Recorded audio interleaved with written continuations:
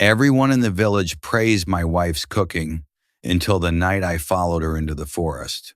Her meals were a wonder, the kind of wonder that made children pause mid-laugh and travelers stop mid-step just to breathe in the scent, a sweetness that seemed to float above the pots, drifting across the village, settling in every corner of our homes.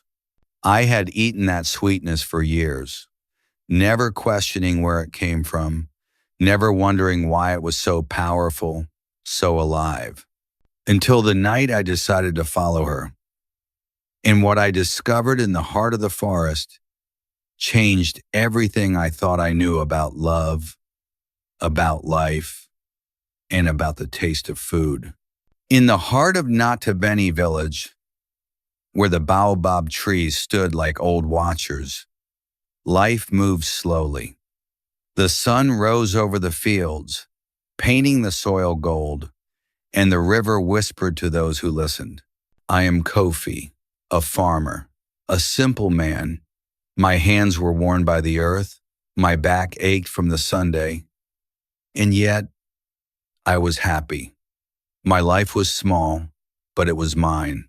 Then came Amma, my Amma.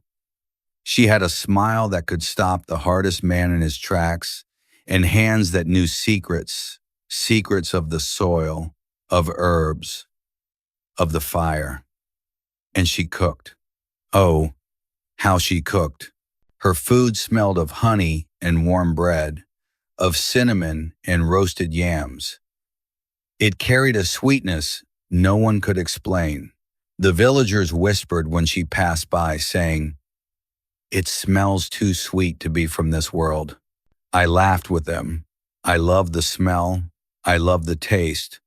But deep inside, something stirred in me. A question I could not yet name. Our days were simple. I would rise with the sun, walk the fields, feel the soil crumble in my hands. Amma would be at the house before me, preparing meals. By the time I returned, the smoke from her cooking had already mingled with the morning air, wrapping me in a quiet comfort that made the world feel right. Amma would hum as she worked. A low song, soft, almost like the wind. I never understood the words. Sometimes she whispered them to the pot, sometimes to herself, and sometimes, I think, to the spirits of the forest that surrounded us. During harvest festivals, the villagers always wanted her food first. They said it could heal a sick heart, lift a tired soul, even make old disagreements fade. Children ran after her, begging for just a taste. Travelers would pay more than they could afford for her stews and bread. And yet, she never bragged. She only smiled, as if the food belonged to everyone, or perhaps to someone else entirely. But then, little things began to change. At night, I would wake and find her gone. The mat beside me is cold. The door closed softly, her footsteps fading into the darkness. When I asked her, she only said, "To fetch what the stew needs." And I would nod, though my heart beat faster with questions I could not yet answer. The villagers noticed too. They whispered in the marketplace in hushed tones. Her food is more than food. She is touched by the forest. And some, I later learned, feared her. Not because she was cruel, she was the kindest soul, but because something in her hands carried power beyond the ordinary world. Still, I loved her. And I ate her food every day, unaware of the cost hidden beneath that sweetness. One night, the moon was full, round as a drum, and I could smell her cooking even before she returned home. But tonight, curiosity overcame me. I decided to follow her, to see where she went, to understand the source of the magic I had eaten without thinking, year after year. I walked quietly, my bare feet soft on the earth, careful not to make a sound. The village was asleep. Even the river seemed to hold its breath. Emma moved like a shadow, silent, purposeful. She passed the baobab trees, the shrines, the old termite mounds, and I followed, heart pounding like a drum. The forest embraced her, and the smell of herbs, earth, and something sweeter than honey grew stronger. Then I saw it, a small clearing, lit by the pale light of the moon. Ama knelt before a pot unlike any I had seen before, blackened, cracked, and yet shimmering as if it were alive. Around it were small bowls filled with leaves, ashes, and things I could not name. She began to hum, a low, slow tune that seemed to reach into the ground itself. And then she spoke a name, not mine, not any name I had ever known, and placed something carefully into the pot. The air around her shifted. It felt like the forest itself was leaning closer, listening, waiting. I wanted to speak, to call her name, but my lips were frozen.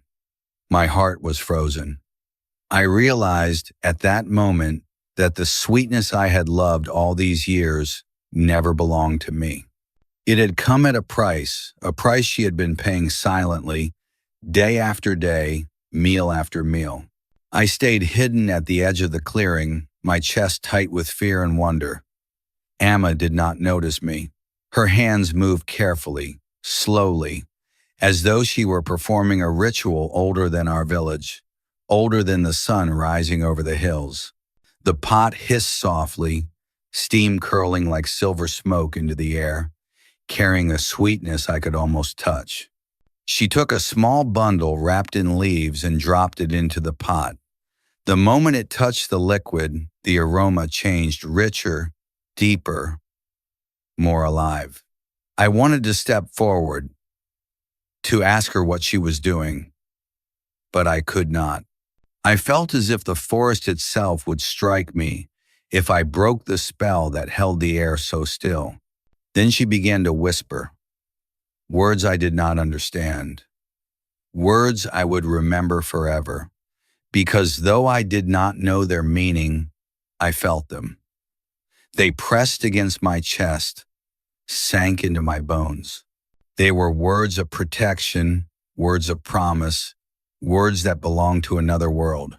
I realized then that everything I had eaten, everything I had loved about her cooking, was tied to something far older, far deeper than me, something I could not see. The pot glowed faintly, as if it were breathing, and in that glow I saw its shadows moving along the edges of the clearing. Not threatening, not cruel, but watching, waiting, patient. I understood then that Ama had made a promise, a pact, to keep me alive when I was weak, to bring sweetness to our lives, and that this pact had a price. Every meal she cooked, every dish she stirred, carried that price forward. My legs shook. I wanted to turn away. I wanted to leave and pretend I had never seen this. But a part of me could not. I needed to know. I needed to see how deep her sacrifice went. So I stepped forward, and the forest seemed to exhale around me. Amma turned at the sound of my breath. Her eyes met mine. For a moment, I saw confusion, then recognition, and finally, acceptance. She did not speak at first. She only held my gaze. And then, softly, she said my name, her voice trembling like a leaf in the wind. Kofi, she whispered. I wanted to tell you. But some truths are too heavy to carry until the right moment. I asked her what she meant. She explained slowly, her words simple, but heavy with meaning. Long ago, when you were sick, the healers said you would not live. I could not bear to lose you. So I went to the forest. I asked the spirits for help. They gave me a gift, the gift of life for you.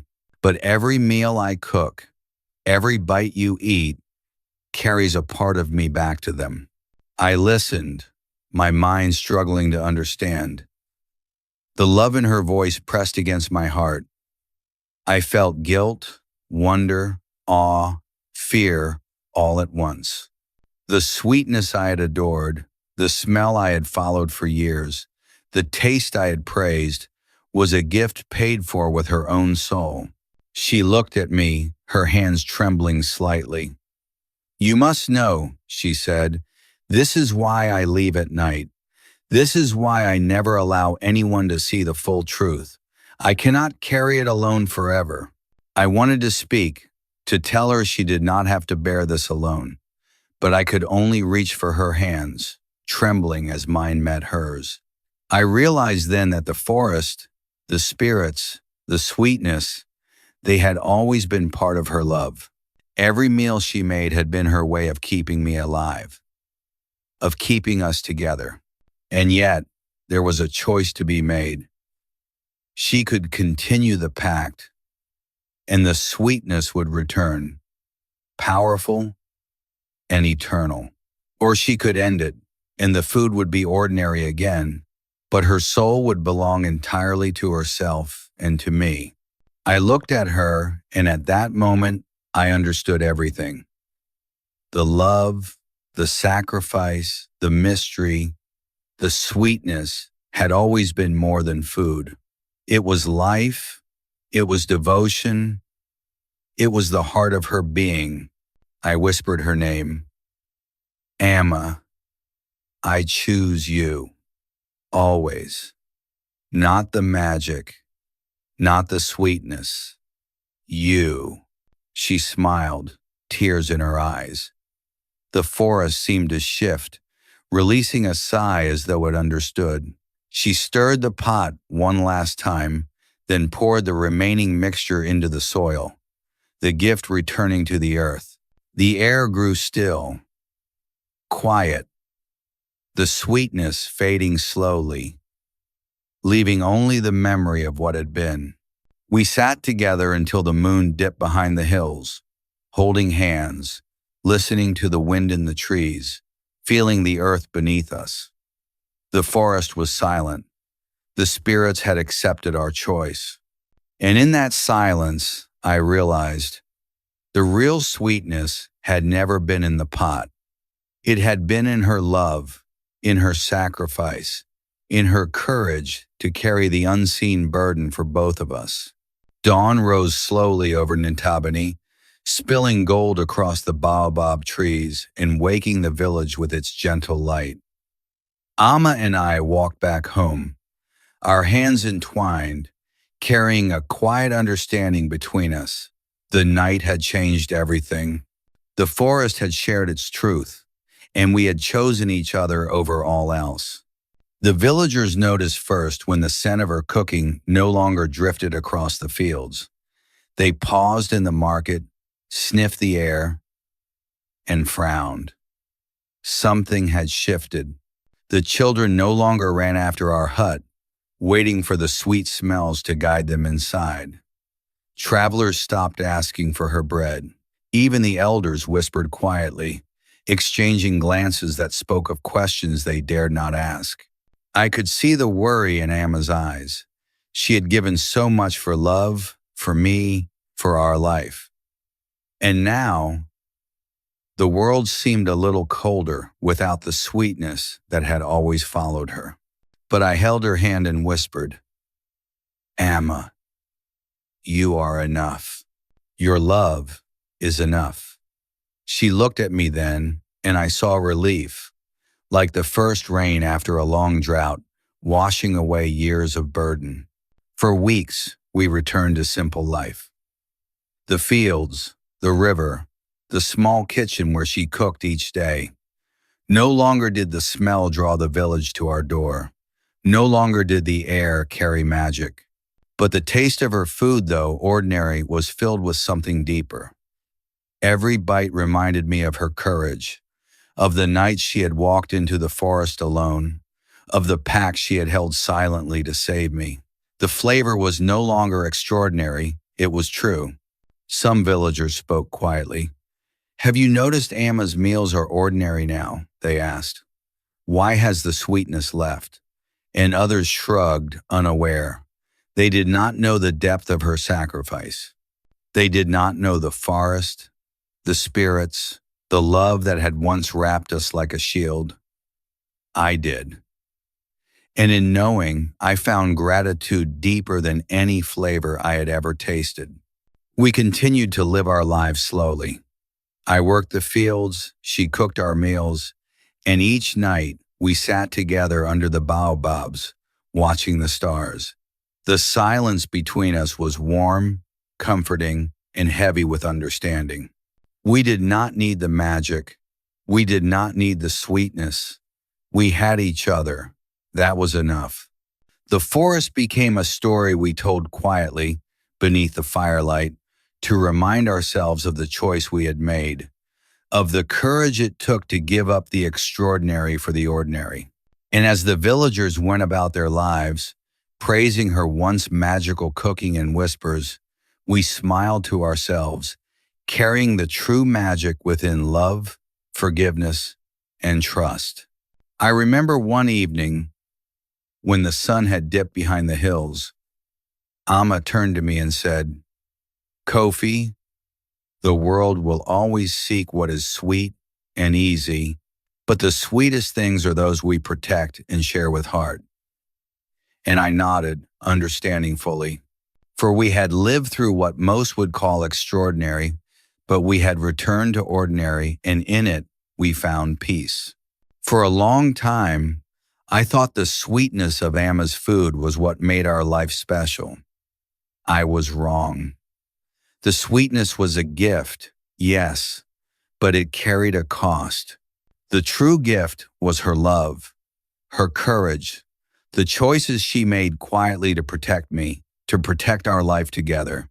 We carry this lesson still, that sometimes the things we most admire come with unseen weight, that love often asks for sacrifice, not for recognition, but for the life of those we hold dear. And when we give willingly, we create a magic far deeper than any flavor, any aroma, or any spell. The forest never called to us again. Amma never spoke of the pact aloud. But in our hearts, we carried it a quiet, sacred understanding. And in that understanding, we found forgiveness. We forgave the spirits their demands. We forgave ourselves for our fear, and we forgave the world for expecting the extraordinary to last forever. The sweetness had gone, but our hearts had grown richer than ever. And as I tell this story now, I realize sometimes the magic we seek is already inside us, hidden in the love we give and the choices we make.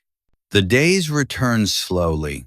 The sun rose over Nitabani with its usual quiet authority, painting the fields gold and warming the river that wound through our village like a silver ribbon. Life moved gently, as it always had, but something had changed. There was a stillness now, a calm that carried the memory of the forest, of the pact, of the choices that had been made in the night. Amma and I moved together through our days, quietly, deliberately. She tended to her cooking, stirring her pots with care. The smell of the food was ordinary now, yet I noticed something profound. Each meal carried her love. Every spice measured with thought, every taste layered with patience and care. It was a sweetness I could feel in my heart, even if it no longer drifted on the wind for all to taste. I worked the fields from dawn until the sun leaned toward the hills, and Amma would bring water to the crops, wash the grains, grind the yams, her hands steady, her movements calm. The children of the village watched us, curious, yet unaware of the silent pact that had once ruled our lives. Even the elders, who once whispered behind her back, nodded at her with quiet respect, sensing the depth of her spirit without ever knowing the cost she had paid. Some days, the river would shimmer with morning mist, and we would sit on the bank, letting the water lap at our feet. Amma would hum the same tune she had whispered in the forest, and I would listen, closing my eyes, letting the notes sink into my chest, my soul. The song was no longer a spell, no longer a conduit for unseen power. It had become a memory, a gentle pulse, reminding us of the love and courage that had guided us. I remember watching her knead the dough for bread one afternoon, her fingers pressing with a rhythm that matched my heartbeat. I realized then that the ordinary life we shared, the smell of cooking, the feel of soil in our hands, the warmth of the sun on our backs, was richer than any magic the forest had offered. It was alive. It was ours. It was real. The villagers continued their lives. Children ran through the dusty streets, laughing, chasing chickens, carrying baskets of yams and millet. The women gathered at the well, laughing softly, exchanging herbs and advice. The men tilled the fields, their hands rough, their backs bent, speaking little but working with purpose. The life of the village flowed like the river, constant, enduring, and full of small wonders. At night, when the stars appeared above the baobabs, Amma and I would sit outside our hut. She would place her hand in mine, and we would listen to the wind whisper through the leaves, a soft conversation between the earth and the sky. I would feel her warmth, the depth of her sacrifice, and the weight of the unspoken pact. And I would know without doubt that everything we had endured, everything we had given, had brought us here to peace, to love, to understanding. The forest had receded into memory, its shadows no longer reaching for us, yet its lesson remained. That love carries a cost.